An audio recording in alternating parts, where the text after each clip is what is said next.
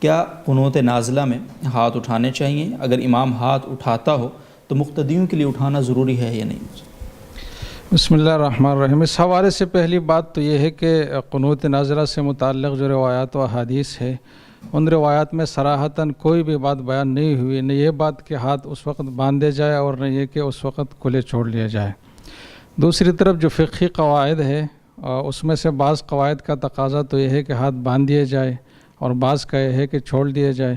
اس وجہ سے اس میں تحقیقی بات یہ ہے، اور علامہ ظفر احمد عثمانی صاحب رحمہ اللہ نے اعلیٰ السنن میں بڑی تفصیل سے اس پر بات فرمائی ہے کہ یہ دونوں طریقے درست ہے، البتہ جو ارسال والا طریقہ ہے کہ ہاتھ کھلے چھوڑ لیا جائے یہ زیادہ بہتر ہے بنسبت ہاتھ رکھے جانے کے۔ پھر اگر امام کے لیے بھی یہ بات ہے اور مقتدیوں کے لیے بات ہے، تو اگر امام نے ہاتھ باندھے یا چھوڑے ہے تو مقتدی آزاد ہے، وہ دونوں کام کر سکتے، اس میں کوئی حرج نہیں ہے۔